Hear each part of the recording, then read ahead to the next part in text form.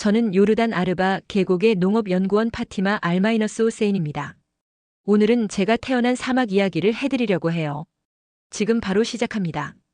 구독과 좋아요는 영상 제작에 큰 힘이 됩니다. 푸른 하늘 아래 끝없이 펼쳐진 모래 언덕과 바위 투성이 황무지에서 태어났지만 마음속에는 항상 푸르른 초원의 꿈을 품고 자랐습니다. 우리 가족은 수백 년간 베두인 전통을 이어온 자랑스러운 사막의 아이들이었습니다. 할아버지는 별을 보고 물이 있는 곳을 찾는 놀라운 능력을 가졌고 어머니는 가뭄 속에서도 살아남는 몇 안 되는 허브와 식물에 대한 지식이 풍부했습니다. 어릴 적 저는 매일 아침 여동생 자이나부와 함께 가족의 염소 5마리를 끌고 먼 오아시스까지 물을 길러 다녔습니다. 왕복 5시간이 걸리는 여정이었지만 저에게는 그것이 모험이었습니다.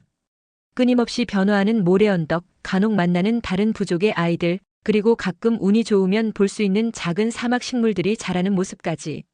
그 황폐한 풍경 속에서도 생명은 끈질기게 살아남았고 저는 그 놀라운 생존력에 매료되었습니다.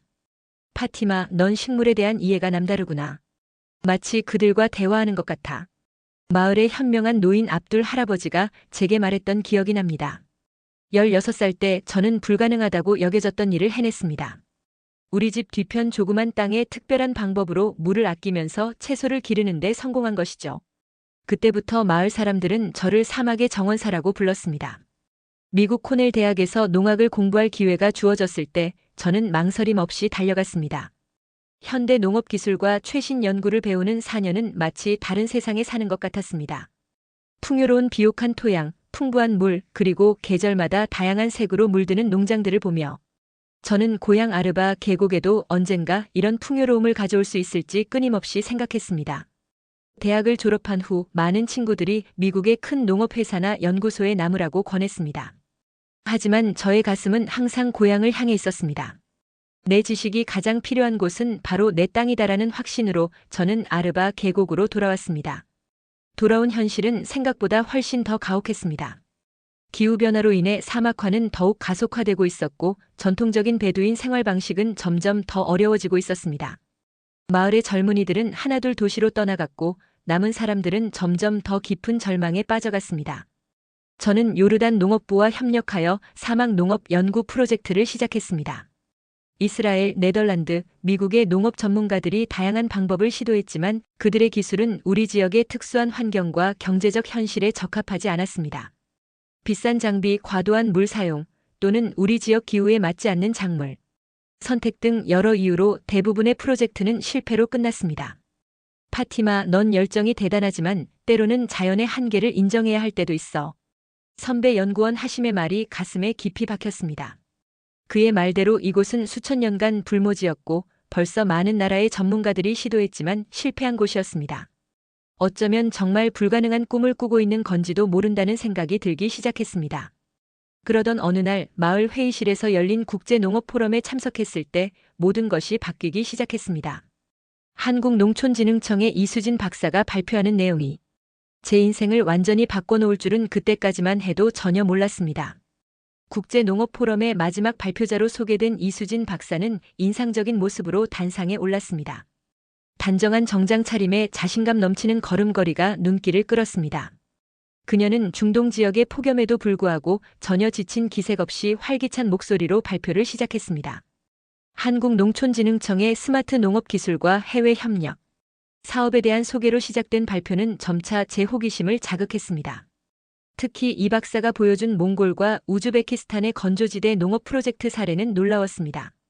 한국이 개발한 내건성 작물과 물, 절약형 관계 시스템은 사막과 같은 척박한 환경에서도 놀라운 결과를 만들어냈습니다. 발표가 끝나고 질의응답 시간이 되자 저는 용기를 내어 손을 들었습니다. 이수진 박사님, 놀라운 발표 감사합니다. 저는 아르바 계곡 출신 농업연구원입니다. 우리 지역은 극심한 건조함과 염분이 높은 토양으로 인해 농업이 거의 불가능합니다. 한국의 기술이 이런 환경에서도 적용 가능할까요? 이 박사는 잠시 생각하더니 따뜻한 미소를 지으며 대답했습니다. 파티마 씨, 좋은 질문입니다. 한국은 1년의 절반이 건조한 겨울인 나라입니다. 또한 우리는 한국 전쟁 이후 심각한 식량 부족을 경험했고 그 결과 제한된 자원으로 최대 생산량을 내는 기술을 개발해왔습니다. 아르바 계곡의 환경은 도전적이지만 우리의 접근법이 도움이 될 수 있을 것 같습니다. 발표 후 더 자세히 이야기 나눌 수 있을까요? 포럼이 끝난 후 저는 이 박사와 마을 카페에서 만났습니다. 그녀는 제 연구 결과와 시도했던 방법들에 대해 진지하게 경청했습니다. 다른 전문가들과 달리 그녀는 제 실패를 비판하지 않고 각 시도에서 배운 점을 중요시했습니다. 파티마 씨, 당신의 접근법에서 가장 인상적인 점은 현지 지식과 현대 기술을 융합하려는 시도입니다. 이것이 바로 한국 농업이 성공한 비결이기도 합니다. 저희는 이를 새마을 정신이라고 부릅니다. 그녀의 말에 저는 깊은 공감을 느꼈습니다. 이 박사는 노트북을 열고 한국에서 진행 중인 스마트 사막 농업 시스템 프로젝트를 보여주었습니다. 이것은 사물인터넷 IoT 기술을 활용한 정밀관계 시스템, 한국에서 개발한 내염성 종자 그리고 태양광을 이용한 해수 담수화 기술을 통합한 혁신적인 접근법이었습니다. 흥미로운 점은 물 사용량이 기존 관계 방식의 10분의 1에 불과하다는 거예요. 또한 센서가 식물의 상태를 실시간으로 모니터링하여 필요한 만큼만 정확히 물과 영양분을 공급합니다. 이 박사가 설명하는 동안 제 마음속에는 희망이 피어나기 시작했습니다. 그녀의 설명이 끝나자 저는 솔직한 의문을 제기했습니다. 박사님, 이 기술이 실험실과 시범 농장에서는 효과가 있을지 모르지만 우리 아르바 계곡의 현실은 다릅니다. 여름에는 온도가 영상 50도까지 올라가고 물은 극도로 부족하며 토양은 거의 소금덩어리나 다름없어요. 정말 이런 곳에서도 작물이 자랄 수 있을까요? 이 박사의 눈빛이 결연해졌습니다. 파티마 씨, 한국은 60년 전만 해도 전쟁의 폐허 속에서 굶주림에 시달리던 나라였습니다.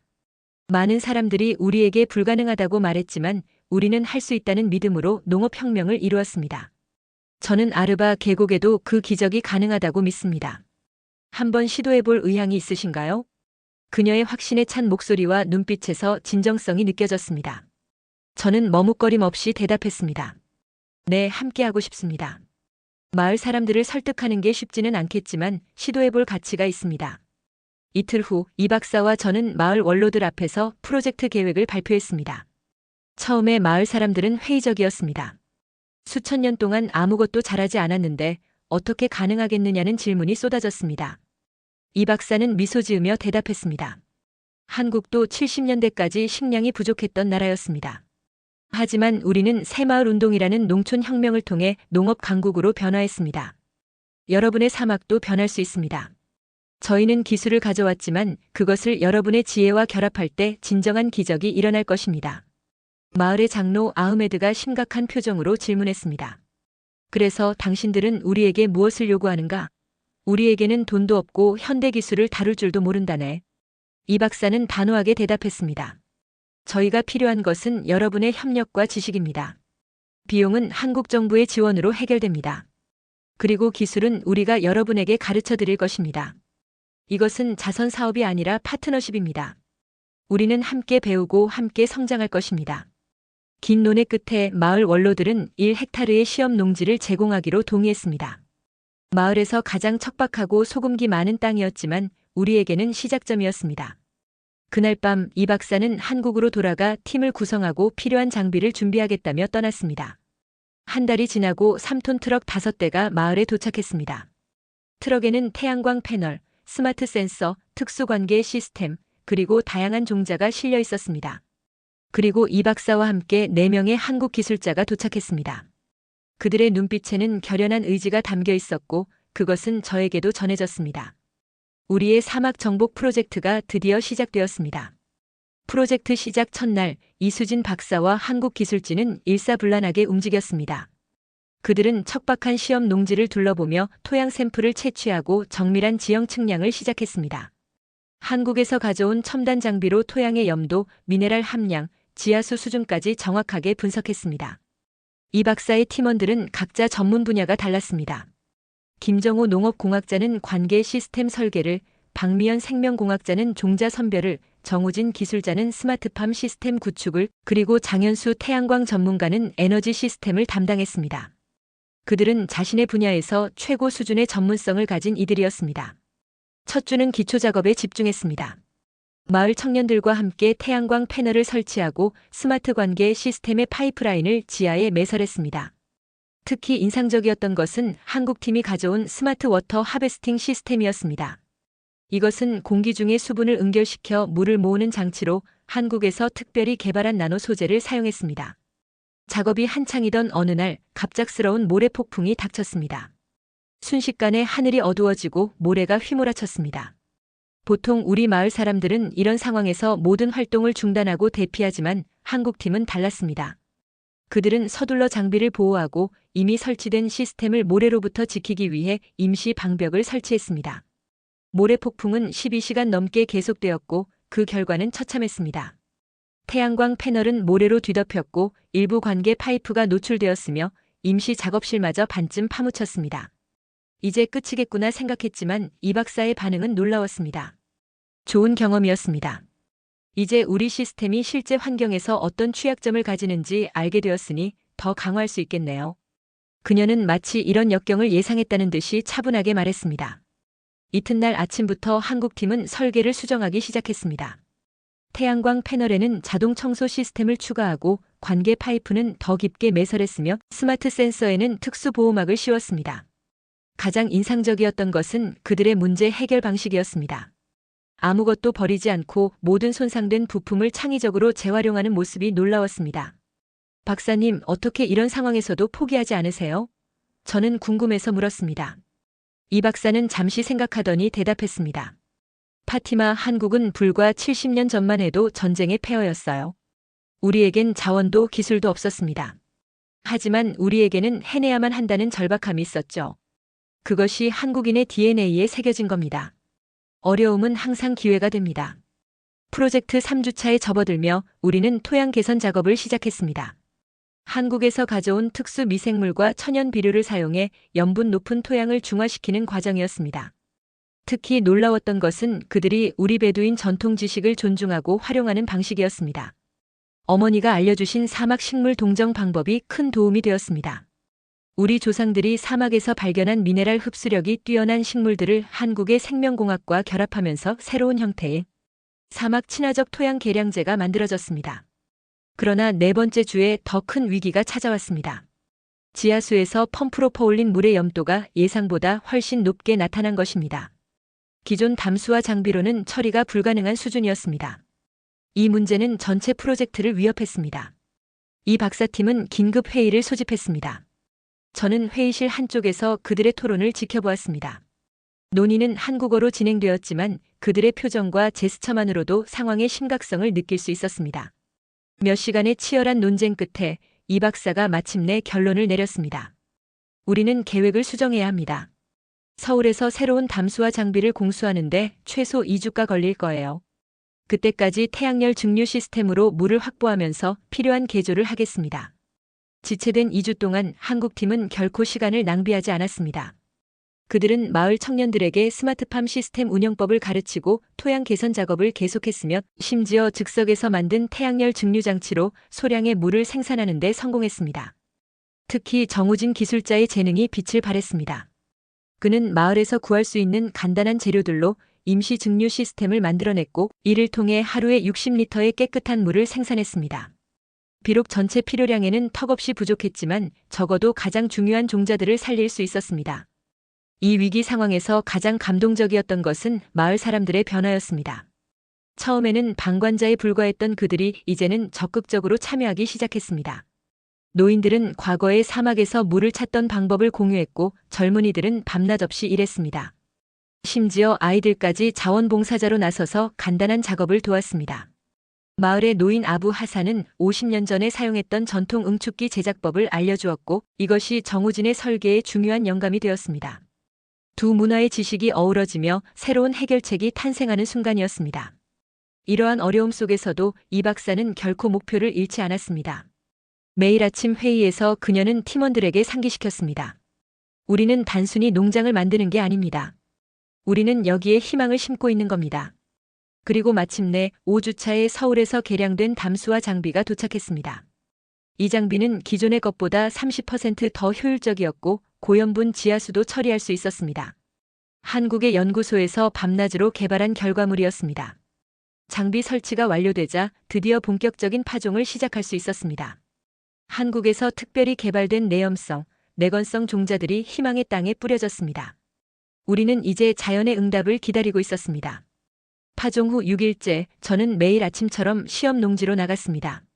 한국팀이 설치한 스마트 센서는 실시간으로 토양 상태와 수분, 온도를 모니터링하고 있었지만 제 눈으로 직접 확인하고 싶었습니다. 사막의 이른 아침은 하루 중 가장 아름다운 시간입니다. 태양이 지평선 위로 올라오면서 붉은 빛을 사방에 뿌리고 모래 언덕은 마치 살아 움직이는 것처럼 그림자를 만들어냅니다. 5일 동안 아무런 변화도 보이지 않았던 땅에서 오늘은 기적적인 광경을 목격했습니다. 작은 초록색 점이 모래 사이로 고개를 내밀고 있었습니다. 3줄기, 5줄기, 10줄기. 믿을 수 없는 광경이었습니다. 수천 년간 생명을 거부했던 이 불모의 땅에서 새싹이 자라고 있었습니다. 감격에 겨워 달려가 한국팀의 숙소를 두드렸습니다. 박사님, 모두들, 새싹이 나왔어요.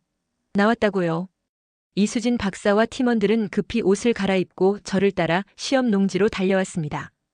그들의 얼굴에는 처음 보는 감동의 표정이 번졌습니다. 이 박사는 조심스럽게 무릎을 꿇고 작은 새싹을 살펴보았습니다. 아마란스입니다. 내염성 곡물 중 가장 먼저 반응하네요. 이 작은 생명체가 바로 우리의 첫 번째 성공입니다. 그녀의 목소리는 흥분으로 떨리고 있었습니다. 김정호 농업공학자는 태블릿으로 사진을 찍으며 감격스러운 표정을 감추지 못했습니다. 정우진 기술자는 어린아이처럼 뛰어다니며 기뻐했고 박미연 생명공학자는 조용히 눈물을 닦았습니다. 그날 오후 우리는 마을 사람들에게 이 기쁜 소식을 전했습니다.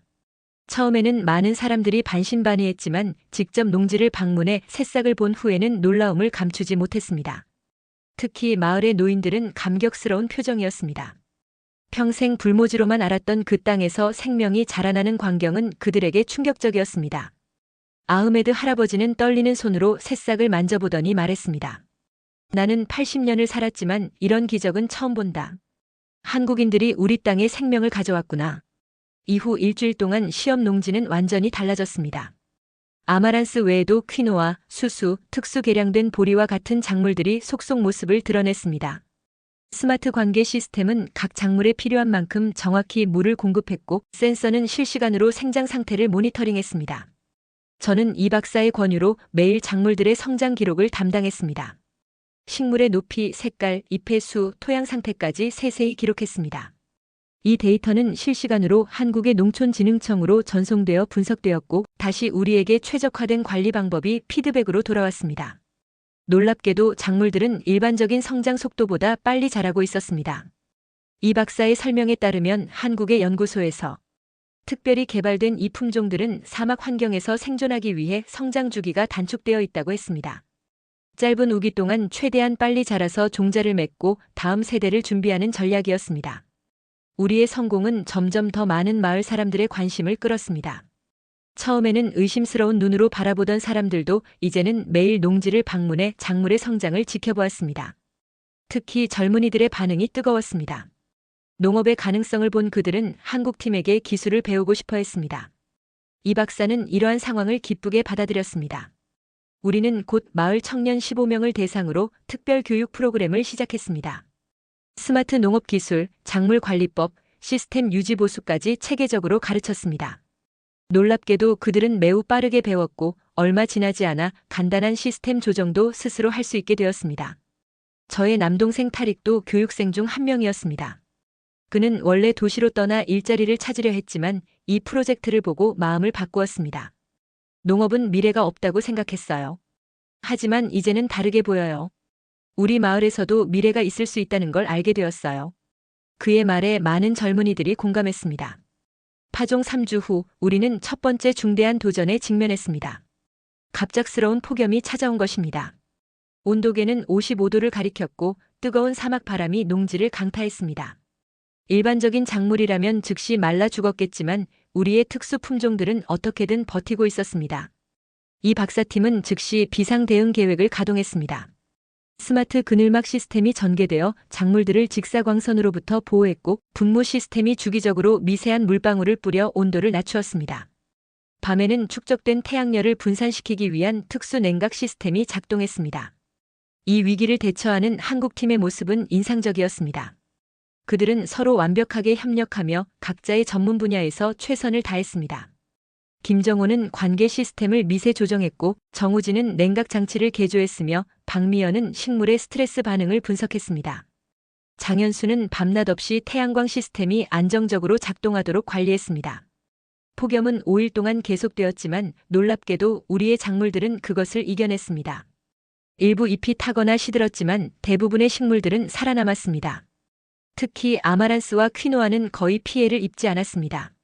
시험 농지는 이제 작은 오아시스가 되어 있었습니다. 실제로 농지 주변의 기온이 주변보다 3도 정도 낮아진 것을 관측할 수 있었습니다. 식물들이 증산작용을 통해 주변 환경을 변화시키고 있었던 것입니다. 더 놀라운 것은 새들이었습니다.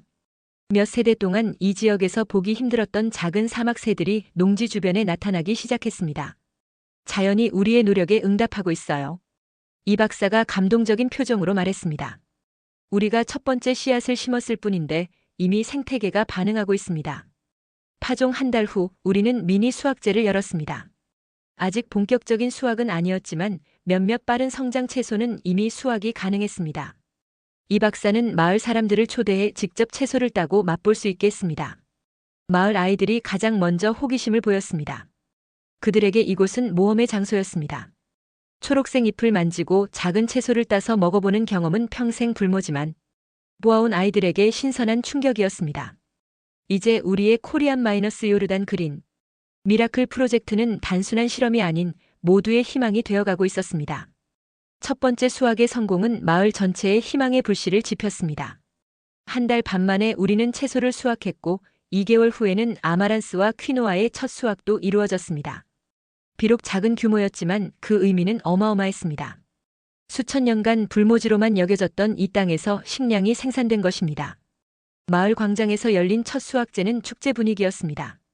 마을 사람들은 전통 의상을 입고 모였고 수확한 작물로 만든 음식을 나누었습니다. 한국팀은 한국 전통 음식도 준비해 왔는데 특히 비빔밥은 우리 마을 사람들에게 큰 인기를 끌었습니다. 다양한 채소와 곡물을 섞어 먹는 방식이 우리의 전통 음식과도 통하는 부분이 있었기 때문입니다. 축제의 하이라이트는 이수진 박사의 발표였습니다. 그녀는 지금까지의 성과를 설명하고 앞으로의 계획을 공유했습니다. 특히 모두를 놀라게 한 것은 다음 단계의 계획이었습니다. 시험 농지에서의 성공을 바탕으로 이제 우리는 프로젝트를 확장할 준비가 되었습니다. 요르단 정부와 한국 정부의 협력으로 추가로 80헥타르의 사막 땅을 개발할 수 있는 지원이 확정되었습니다. 이 박사의 발표에 마을 사람들은 놀라움과 기쁨으로 환호했습니다. 더 놀라운 소식도 있었습니다.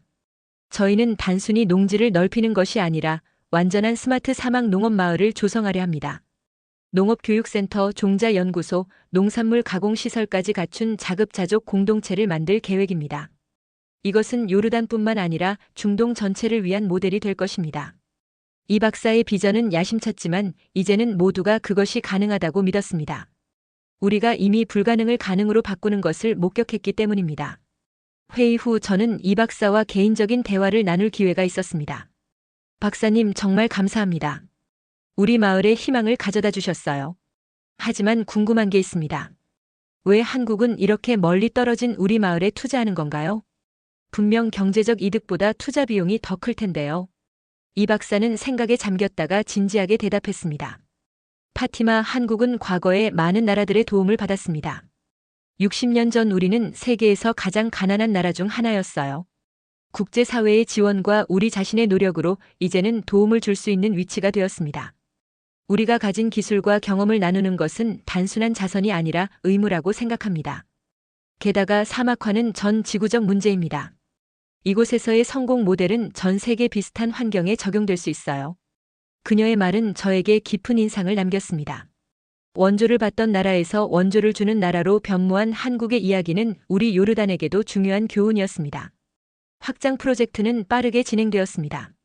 이번에는 한국에서 더 많은 전문가들이 합류했고 요르단 농업대학의 학생들도 참여했습니다. 특히 주목할 만한 것은 한국의 새마을 운동 철학이 프로젝트 전반에 적용되었다는 점입니다. 이 박사는 새마을 운동의 핵심 가치인 근면, 자조, 협동을 강조했습니다. 우리는 단순히 기술과 자원을 제공하는 것이 아니라 여러분이 스스로 미래를 만들어갈 수 있도록 돕는 겁니다. 함께 일하고 함께 배우고 함께 성장하는 것이 중요합니다. 이러한 철학에 따라 프로젝트의 모든 단계에 마을 주민들의 참여가 필수적이었습니다. 의사결정부터 실제 작업까지 한국팀과 마을 사람들은 동등한 파트너로 협력했습니다. 특히 젊은이들의 참여가 두드러졌습니다. 이전에는 일자리를 찾아 도시로 떠나려 했던 청년들이 이제는 자신의 마을에서 미래를 찾고 있었습니다. 제 남동생 타릭은 스마트팜 관리 교육에 깊이 몰두했습니다. 그는 특히 IoT 기술에 관심이 많았습니다. 컴퓨터와 기계를 다루는 재능이 뛰어난 그는 정우진 기술자의 특별한 지도를 받았습니다. 2달 만에 타릭은 복잡한 스마트팜 시스템을 능숙하게 다룰 수 있게 되었고 심지어 몇 가지 개선 아이디어도 제안했습니다. 타릭만이 아니었습니다. 마을의 여성들도 적극적으로 참여했습니다. 전통적으로 베두인 사회에서 여성의 역할은 제한적이었지만 이 프로젝트는 그런 경계를 허물었습니다. 박미연 생명공학자의 지도 아래 여성들은 종자 관리와 품종 개량 기술을 배웠습니다. 저 역시 이 과정에 참여하여 더 깊은 지식을 쌓았습니다. 확장된 농지에서는 다양한 작물을 시험했습니다. 기본적인 곡물과 채소 외에도 약용식물, 염료식물, 심지어 사막에 적응된 과일 나무까지 심었습니다. 한국팀은 특히 자생력이 강한 작물에 집중했습니다. 일단 자리를 잡으면 최소한의 관리로도 지속 가능한 종류들이었습니다. 새로운 도전도 있었습니다. 더 넓은 농지는 더 많은 물을 필요로 했고 이는 우리의 담수화 시스템에 부담을 주었습니다. 이를 해결하기 위해 한국팀은 혁신적인 물순환 시스템을 도입했습니다. 농업용수의 90%를 재활용하고 공기 중 수분 포집 장치의 효율을 높이는 방식이었습니다. 또한 해충 문제도 발생했습니다. 농지가 번성하자 이전에는 보이지 않던 곤충들이 나타나기 시작했습니다. 하지만 이 박사팀은 화학 농약 대신 자연 친화적인 통합 해충 관리 시스템을 도입했습니다. 특정 해충을 잡아먹는 유익한 곤충들을 도입하고 해충을 격퇴하는 천연 추출물을 사용했습니다. 이 과정에서 가장 의미 있었던 것은 문제 해결 과정에 마을 주민들의 지혜가 반영되었다는 점입니다. 특히 노인들이 알고 있던 전통적인 사막 생활의 지혜가 현대 기술과 결합되어 새로운 해결책을 만들어냈습니다. 확장 프로젝트가 6개월째 접어들면서 우리 마을은 완전히 달라져 있었습니다. 예전에 침체된 분위기는 사라지고 활기와 희망이 넘쳤습니다. 농업교육센터는 매일 수업으로 분주했고 종자연구소에서는 새로운 품종 개발이 진행되었습니다. 가공시설에서는 수확한 작물을 가공하여 더 높은 부가가치를 창출했습니다. 가장 감동적인 변화는 마을 사람들의 표정이었습니다. 불과 1년 전만 해도 체념과 무력감이 가득했던 그들의 눈빛이 이제는 자신감과 결의로 빛나고 있었습니다. 그들은 더 이상 환경의 희생자가 아니라 자신의 미래를 개척하는 주체가 되었습니다. 이제 우리는 단순한 생존을 넘어 번영을 꿈꾸기 시작했습니다. 프로젝트가 1년을 맞이하면서 우리의 코리안 마이너스 요르단 그린 미라클은 이제 국내외 언론의 주목을 받기 시작했습니다.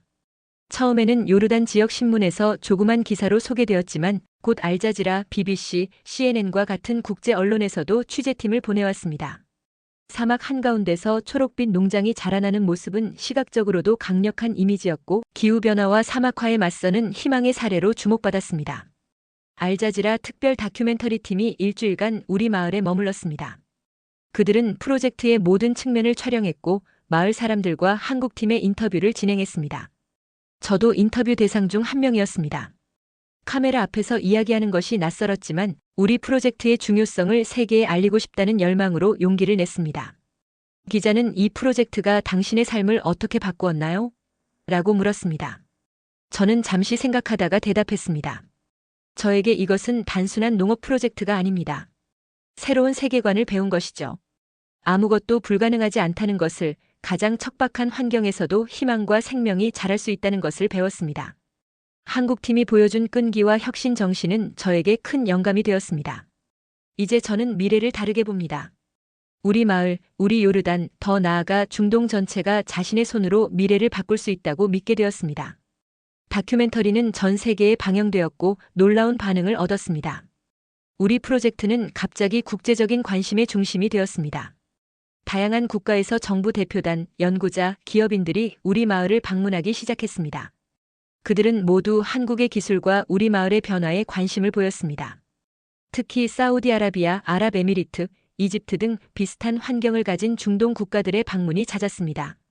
그들은 이 모델을 자국에 도입하기 위한 구체적인 논의를 원했습니다. 이수진 박사와 한국팀은 모든 방문자에게 관대하게 지식과 경험을 공유했습니다. 특허나 지적재산권에 대한 걱정 없이 그들은 기술의 전파를 장려했습니다. 파티마, 우리 기술의 가치는 그것이 널리 퍼져 많은 사람들을 돕는 데 있습니다. 혼자 빨리 가는 것보다 함께 멀리 가는 것이 중요합니다. 이 박사의 이 말은 저에게 깊은 인상을 남겼습니다. 국제적 관심은 추가 지원으로 이어졌습니다. UN 식량농업기구 FAO는 우리 프로젝트를 기후변화 대응 농업의 모범 사례로 선정하고 추가 지원금을 제공했습니다. 세계은행은 유사한 프로젝트를 다른 지역에 확산시키기 위한 기금을 조성했습니다. 심지어 세계적인 기업들도 관심을 보이며 기술 후원과 투자를 제안했습니다. 이 모든 관심과 지원 속에서도 이 박사는 항상 초심을 잃지 않았습니다. 그녀는 모든 회의와 인터뷰에서 강조했습니다. 이 프로젝트의 진정한 주인공은 아르바 계곡의 주민들입니다. 그들의 지혜와 헌신 그리고 변화를 받아들이는 용기가 없었다면 불가능했을 것입니다. 그녀의 겸손한 태도는 마을 사람들의 마음을 더욱 움직였습니다. 우리는 한국팀을 단순한 외부 전문가가 아닌 진정한 동반자로 여기게 되었습니다. 외부의 관심이 높아지는 동안 마을 내부의 변화도 계속되었습니다. 가장 놀라운 변화 중 하나는 교육에 대한 태도였습니다. 과거에는 많은 아이들, 특히 여자아이들이 기초교육만 받고 학교를 그만두는 경우가 많았습니다. 그러나 이제 부모들은 자녀들의 교육에 더 많은 관심을 기울였습니다. 특히 과학, 기술, 농업 분야의 교육을 중요시했습니다. 이러한 변화에 부응하여 한국팀은 마을의 작은 도서관과 학습센터를 설립했습니다. 인터넷 연결이 가능한 컴퓨터, 과학 키트, 그리고 다양한 책들이 구비되었습니다. 이곳은 금세 아이들의 인기 장소가 되었습니다. 제 조카 아이샤는 7살이지만 이미 농업과학자가 되겠다는 꿈을 키우고 있었습니다. 그녀는 매일 학교가 끝나면 학습센터에 달려가 과학책을 읽거나 간단한 실험을 했습니다. 아이샤를 비롯한 많은 아이들에게 한국팀은 영웅이었고 롤모델이었습니다. 한국 정부는 교육 지원도 확대했습니다. 매년 5명의 요르단 학생들에게 한국 대학에서 공부할 수 있는 장학금을 제공하기로 했습니다. 이 소식은 마을의 청년들에게 큰 동기부여가 되었습니다. 실제로 첫 장학생 선발에는 100명이 넘는 요르단 젊은이들이 지원했습니다. 세계적인 관심은 예상치 못한 분야로도 확장되었습니다.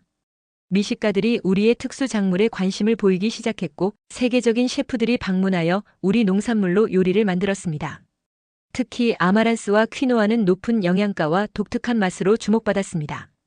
이를 계기로 마을에는 작은 농산물 가공 공장이 세워졌습니다. 우리는 더 이상 원재료만 생산하는 것이 아니라 가공식품도 생산하기 시작했습니다. 아마란스 시리얼, 퀴노아, 파스타, 사막 허브차와 같은 제품들이 개발되었고 이들은 프리미엄 식품으로 해외에까지 수출되기 시작했습니다. 마을 여성들은 이 가공 사업에서 중심적인 역할을 했습니다. 전통적으로 요리와 식품 가공은 여성들의 영역이었기 때문에 그들의 지식과 경험이 매우 가치 있게 활용되었습니다. 박미연 생명공학자는 전통 레시피와 현대적 가공 기술을 결합하는 방법을 여성들에게 교육했고 그들은 빠르게 이를 습득했습니다. 이렇게 다양한 방면으로 확장되는 성공에도 불구하고 모든 사람이 변화를 환영한 것은 아니었습니다. 일부 보수적인 마을 원로들은 너무 빠른 변화에 우려를 표했습니다. 그들은 전통적인 베두인 생활 방식이 사라질 것을 걱정했고 외부 영향력이 너무 커지는 것에 대해 경계심을 보였습니다. 이러한 우려를 해소하기 위해 이 박사팀은 전통 문화 보존 프로그램도 함께 진행했습니다. 베두인의 전통 지식, 이야기, 노래, 공예품 등을 디지털 아카이브로 기록하고 젊은 세대에게 전통 문화를 가르치는 프로그램을 지원했습니다. 오히려 베두인의 지혜를 존중하고 배우려는 한국팀의 진정성 있는 태도에 보수적인 원로들도 점차 마음을 열기 시작했습니다. 그들은 변화를 거부하는 것이 아니라 자신들의 정체성과 지혜가 새로운 시대에도 가치 있게 여겨지기를 원했던 것입니다. 프로젝트 1년 반 기념식에서 마을 최고 연장자인 아부 무사 할아버지는 감동적인 연설을 했습니다.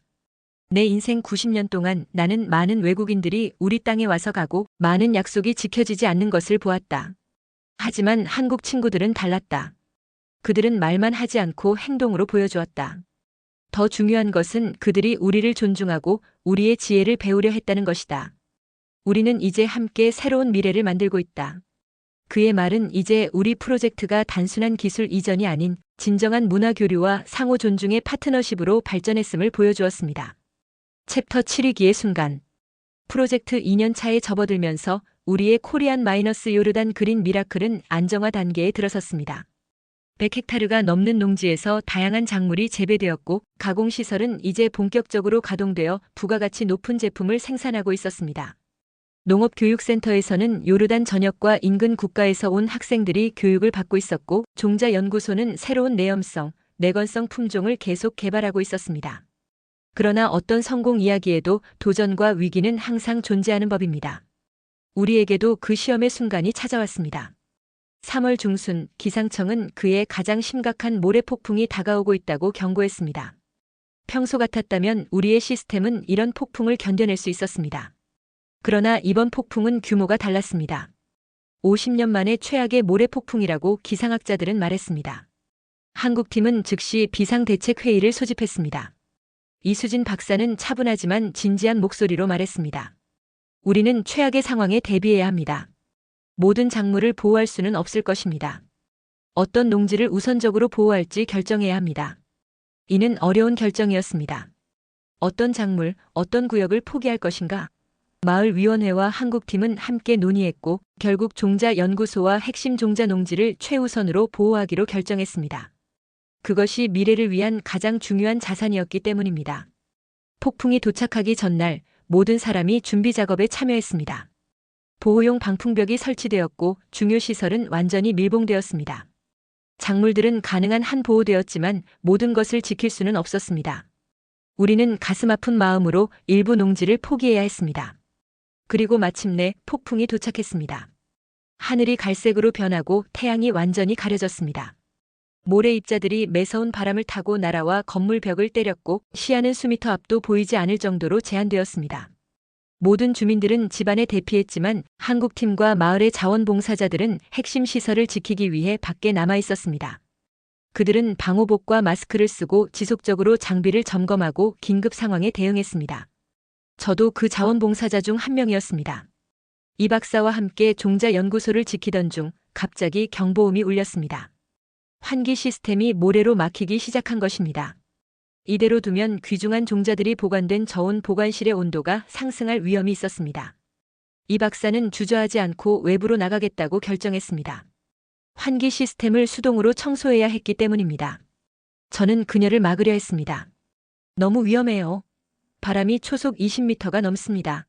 하지만 그녀는 단호했습니다. 우리는 이 종자들을 잃을 수 없어요. 이것은 단순한 씨앗이 아니라 미래입니다. 그녀는 안전 로프를 허리에 묶고 밖으로 나갔습니다.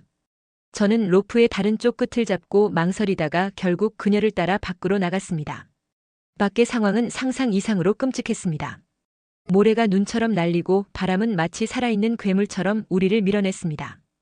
우리는 간신히 환기 시스템까지 도달했고 힘을 합쳐 모래를 제거하기 시작했습니다.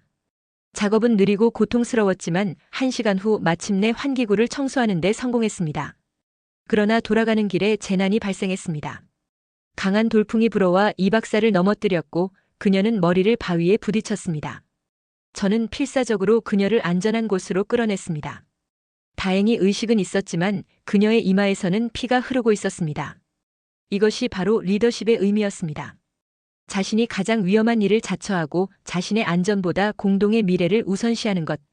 폭풍은 3일 동안 계속되었고 마침내 잠잠해졌을 때 우리 앞에 펼쳐진 광경은 참담했습니다. 농지의 약 40%가 완전히 파괴되었고 관계 시스템의 상당 부분이 모래에 묻혔으며 태양광 패널은 모래로 뒤덮여 있었습니다. 가장 큰 피해는 물 공급 시스템이었습니다. 주요 담수화 시설이 심각하게 손상되었고 이로 인해 남아있는 농지에도 물을 공급하기 어려운 상황이 되었습니다. 게다가 저장해둔 종자의 일부도 온도 조절 실패로 인해 손상되었습니다. 절망적인 상황 속에서 마을 회의가 소집되었습니다. 일부는 이제 모든 것이 끝났다고 생각했습니다. 자연의 힘에 맞서 싸우는 것은 애초에 무모한 도전이었다고 말했습니다. 외부 지원도 즉시 오기 어려울 것으로 예상되었습니다. 폭풍은 요르단 전역에 피해를 입혔고 정부는 여러 비상 상황에 대응해야 했기 때문입니다. 이 절망적인 순간 이수진 박사가 회의장에 들어왔습니다. 그녀의 이마에는 여전히 붕대가 감겨 있었지만 눈빛은 결연했습니다. 방 안이 조용해졌습니다. 이 박사는 천천히 말을 시작했습니다. 우리는 큰 피해를 입었습니다. 하지만 이것은 끝이 아닙니다. 한국도 과거에 많은 자연재해를 겪었습니다. 태풍, 홍수, 가뭄. 그럴 때마다 우리는 다시 일어섰습니다. 왜냐하면 재난은 우리를 멈추게 할 수 있지만 우리의 의지를 꺾을 수는 없기 때문입니다. 그녀의 말은 조용히 울려 퍼졌습니다. 그리고 놀랍게도 첫 번째로 일어선 사람은 가장 보수적이었던 아부 무사 할아버지였습니다. 할아버지는 떨리는 손으로 지팡이를 짚고 서서 말했습니다. 우리 베두인은 수천 년 동안 사막에서 살아왔습니다. 모래폭풍은 낯설지 않습니다. 우리는 항상 다시 일어섰습니다. 이번에도 그럴 것입니다. 한국 친구들과 함께. 그의 말에 다른 사람들도 하나둘 일어섰습니다. 남동생 타릭도 결연한 표정으로 말했습니다. 우리가 배운 것은 기술만이 아닙니다. 포기하지 않는 정신, 함께 문제를 해결하는 방법을 배웠습니다. 이것이 진정한 한국의 선물입니다. 회의장은 점차 결의에 찬 에너지로 가득 찼습니다. 모두가 한마음으로 재건을 결정했고 팀을 나누어 복구 계획을 세웠습니다. 좌절과 포기 대신 우리는 이 위기를 새로운 시작점으로 삼기로 했습니다. 그날 밤 저는 이 박사와 개인적인 대화를 나눌 기회가 있었습니다. 박사님, 어떻게 항상 그렇게 긍정적일 수 있나요? 이번 재난은 정말 심각한데도 말이에요. 그녀는 잠시 생각하더니 대답했습니다. 파티마, 저는 제 할아버지로부터 중요한 교훈을 배웠어요. 그분은 한국 전쟁을 겪으셨고 모든 것을 잃으셨습니다. 하지만 그분이 항상 말씀하셨죠. 잃은 것을 세지 말고 남은 것을 세라. 우리는 많은 것을 잃었지만 더 중요한 것이 남아 있습니다. 지식, 경험, 그리고 무엇보다 서로에 대한 신뢰와 협력 정신이 있습니다. 이것들이 있는 한 우린 언제든 다시 시작할 수 있습니다. 그 말이 제 마음에 깊이 새겨졌습니다. 다음 날 아침 우리는 모두 새로운 결의로 재건 작업에 착수했습니다. 이것은 단순한 복구가 아니라 더 강하고 지속 가능한 시스템을 만들 기회였습니다. 위기의 순간은 때로 우리의 진정한 모습을 드러내는 순간입니다. 그리고 이 위기를 통해 우리 아르바 계곡과 한국팀 사이에 형성된 유대는 그 어느 때보다 강해졌습니다. 모래폭풍 이후 3개월, 우리의 코리안 마이너스 요르단 그린 미라클 프로젝트는 폐허에서 다시 일어서고 있었습니다. 재건 과정은 결코 쉽지 않았지만 역경은 오히려 우리를 더 강하게 만들었습니다. 한국팀과 마을 주민들은 밤낮 없이 일했고 요르단 정부와 국제기구들도 지원을 아끼지 않았습니다. 가장 놀라운 변화는 시스템의 설계였습니다. 이수진 박사와 그녀의 팀은 이번 재난에서 배운 교훈을 바탕으로 모든 시스템을 재설계했습니다. 새로운 농업 인프라는 이전보다 훨씬 더 폭풍에 강한 구조였고 모듈식 설계로 일부가 손상되더라도 전체 시스템은 계속 작동할 수 있었습니다. 물 공급 시스템도 완전히 새롭게 설계되었습니다. 기존의 중앙 집중식 담수화 시설 대신 여러 개의 소규모 시설이 네트워크로 연결되는 분산형 구조로 바뀌었습니다. 이는 한 시설이 손상되더라도 다른 시설들이 계속 작동할 수 있게 해주었습니다. 가장 혁신적인 발전은 사막 방벽 시스템이었습니다. 한국 연구팀은 모래폭풍을 완전히 막을 수는 없다고 판단하고 대신 그 영향을 최소화하는 방법을 연구했습니다. 그 결과 바람의 방향에 따라 자동으로 각도가 조절되는 스마트 방풍벽과 모래를 포집하여 토양 계량에 재활용하는 모래 수확기가 개발되었습니다. 재건 과정에서 마을 주민들의 역할은 더욱 중요해졌습니다. 이제는 단순한 참여자가 아니라 진정한 주도자로서 많은 결정을 직접 내리고 실행했습니다. 특히 자랑스러웠던 것은 마을 청년들이 보여준 리더십이었습니다. 남동생 타릭을 포함한 청년위원회는 재건 과정의 핵심 역할을 담당했습니다. 폭풍 후 6개월이 지난 날 우리는 작은 수확제를 열었습니다.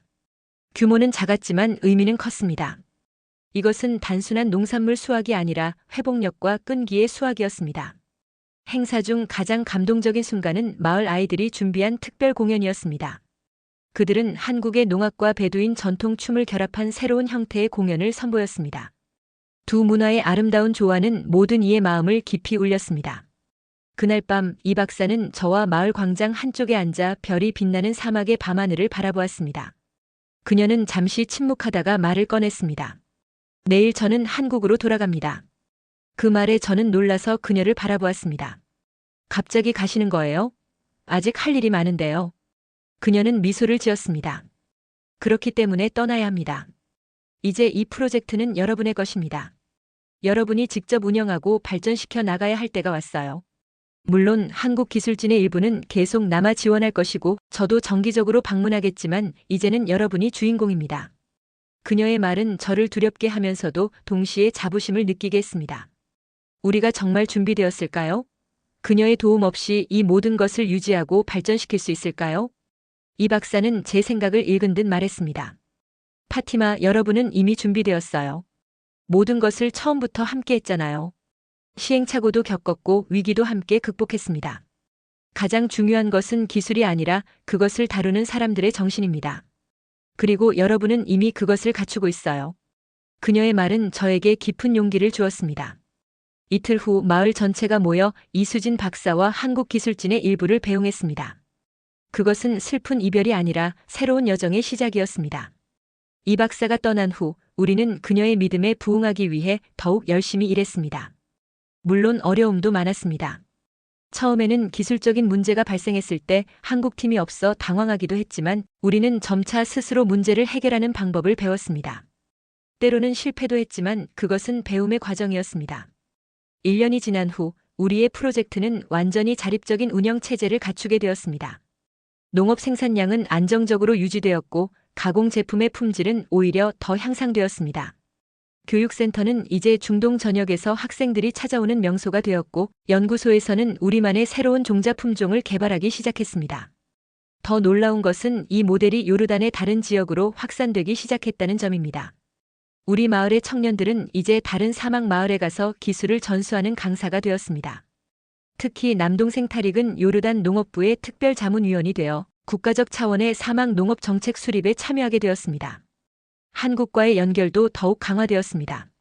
매년 10여 명의 젊은이들이 한국으로 유학을 떠났고 한국에서도 연구자들이 정기적으로 우리 마을을 방문했습니다.